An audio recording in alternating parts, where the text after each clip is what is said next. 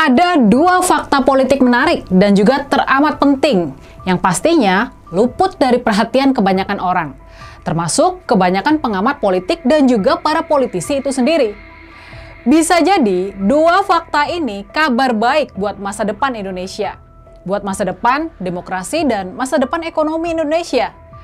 Dan bisa jadi dua fakta ini bisa jadi ini juga adalah kabar buruk buat Pak Mulyono dan para pendukungnya.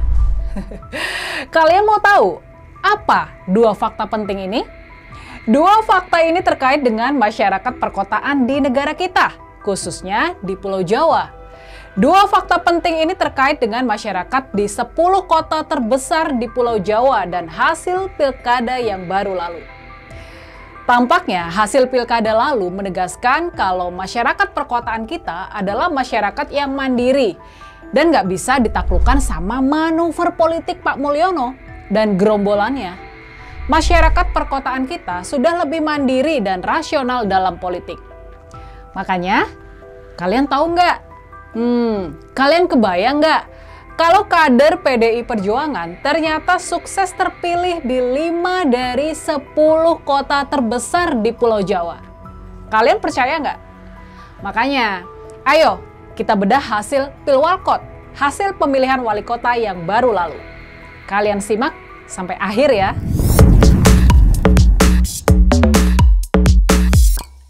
Kota terbesar di Pulau Jawa dan Indonesia sudah pasti adalah Jakarta yang punya sekitar 10 juta penduduk.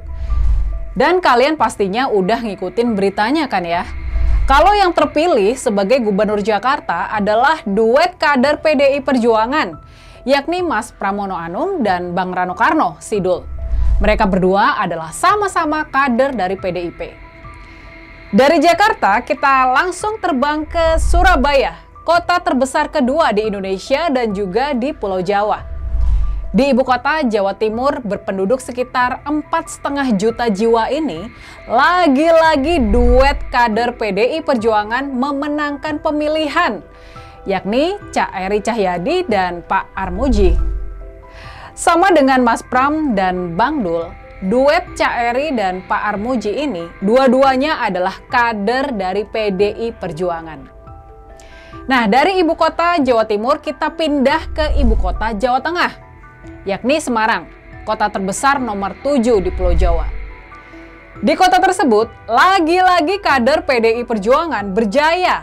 Mbak Agustina Wilujeng Pramestuti, seorang kader Partai Banteng yang berpasangan dengan Pak Iswar Aminuddin yang sebelumnya menjabat sebagai Sekda Semarang, mereka berhasil terpilih buat memimpin kota Semarang dalam 5 tahun ke depan.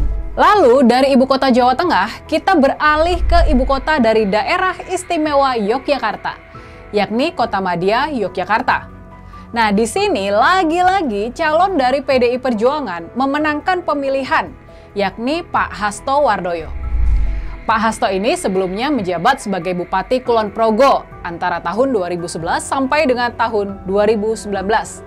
Dan juga Kepala BKKBN atau Badan Koordinasi Keluarga Berencana Nasional antara tahun 2019 sampai dengan tahun 2024. Terus, sekarang kita balik ke Bekasi. Kota terbesar nomor 4 di Pulau Jawa dengan jumlah penduduk mencapai 2,8 juta jiwa. Nah, di kota Bekasi ternyata kader PDI Perjuangan juga berhasil memenangkan Pilwalkot, yakni Mas Tri Ardianto Cahyono. Dia merupakan wali kota petahana dan sudah menjabat sejak tahun 2022. Mas Tri ini adalah pejabat karir di Pemkot Bekasi dan sejak tahun 2019 sudah bergabung ke PDI Perjuangan. Selain para kader tersebut, calon yang diusung oleh PDIP, namun mereka bukan kader Banteng, juga menang di Kota Depok dan Kota Tangerang. Di Kota Depok terpilih pasangan Pak Supian Suri dan Pak Chandra Rahmansyah. Sementara itu di Kota Tangerang ada Pak Sahrudin dan Pak Mariono Hasan. Jadi gimana? Sudah terbayangkan kalau ternyata PDI Perjuangan lumayan sukses di kota-kota besar di Pulau Jawa? Coba deh tulis analisa kalian di kolom komentar. PDI Perjuangan ternyata sukses di 7 dari 10 kota terbesar di Pulau Jawa. Itulah faktanya, itulah realitanya. Sementara itu, di kota Bandung, kota terbesar ketiga di Pulau Jawa, yang menang Pilwalkot adalah kader Partai Nasdem, yaitu Kang Farhan. Presenter kondang ini diusung sama Partai Nasdem dan PKB. Di kota Bogor, kota terbesar ke-8 di Pulau Jawa, yang menang adalah Kang Deddy Rahim, mantan pegawai KPK yang jadi kader PAN, Partai Amanat Nasional. Kang Deddy didukung oleh PAN, Partai Demokrat, dan juga Gerindra. Lalu, yang terakhir, di kota Malang, Jawa Timur, di sana yang memenangkan pemilihan adalah Pak Wahyu Hidayat, pejabat wali kota Malang yang diusung sama Gerindra, Golkar, Nasdem, PKS, dan PSI. Nah, dari fakta yang pertama ini, kita langsung saja beralih ke fakta yang kedua. Ini juga sebuah fakta penting. Jadi, selain menguasai kota-kota besar dan ibu kota provinsi, kader dan calon yang diusung PDIP rupanya sukses juga dalam menguasai daerah di seputar Jakarta, di wilayah-wilayah yang berbatasan langsung sama Jakarta. Selain menang di Jakarta, kader dan calon PDI Perjuangan juga menang di kota dan Kabupaten Bekasi, di kota Depok, dan juga di kota Tangerang dan kota Tangerang Selatan. Jadi, praktis wilayah padat penduduk di seputaran Jakarta mayoritas dipimpin sama kader atau calon yang diusung oleh PDI Perjuangan.